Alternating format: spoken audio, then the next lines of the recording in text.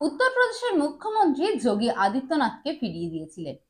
বলেছিলেন, অসুখটা যখন আপনার তখন আপনি আমার কাছে আসুন। আমি আপনার কাছে গেলে যে সময়টা নষ্ট হবে সেই সময়টা 5টা গরিব মানুষ চিকিৎসা না পেয়ে ফিরে যাবেন। এমন দাপট আর মানবিকতার জন্য গোটা বেনারসে তিনি ধন্বন্তরী নামে পরিচিত। বাঙালির এই গর্ব পদ্মশ্রী পুরস্কারে পুরস্কৃত হয়েছেন। তিনি আর কেউ নন, বাঙালির গর্ব ডক্টর তপন কুমার লাহিড়ী। জন্মসূত্রে কলকাতার হলেও বেনারসেই তার কর্মজীবন। তিনি বেনারসের হিন্দু বিশ্ববিদ্যালয়ের মেডিকেল সায়েন্সের কার্ডিওথোরাসিক সার্জারি বিভাগের একজন অধ্যাপক ছিলেন। ভারত সরকার চিকিৎসায় অবদানের জন্য 2016 সালে ডাক্তারবাবুকে চতুর্থ সর্বোচ্চ সম্মানে পদ্মশ্রী প্রদান করেন।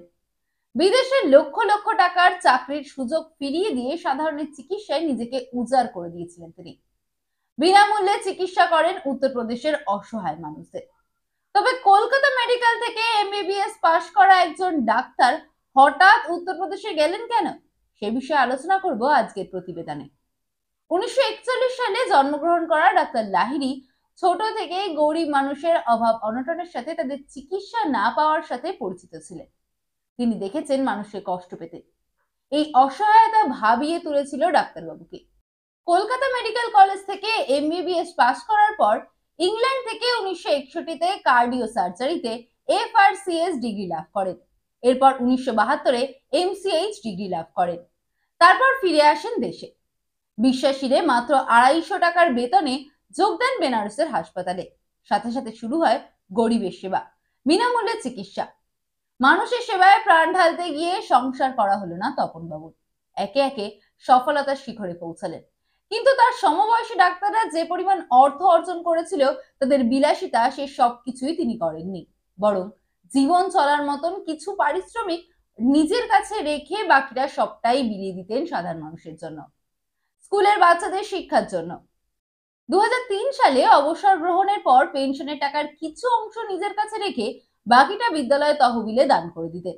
অবসরের কিছুদিন পরেই পদ্মশ্রী সম্মানে সম্মানিত হন তিনি। তিনি জানিয়েছেন, সরকার তাকে এত বড় সম্মান দিয়েছেন, তিনি তা রক্ষা করার চেষ্টা করবেন।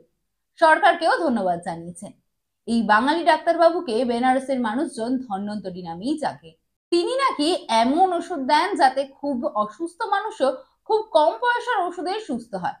সে কারণেই যোগী আদিত্যনাথ অসুস্থ হয়ে পড়ার পর বাঙালি ডাক্তারবাবুকে ডেকে পাঠিয়েছিলেন।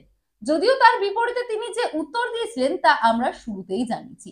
হ্যাঁ, এতটাই স্পষ্টবাদী বাঙালি সাহেব তপন কুমার লাহিড়ী।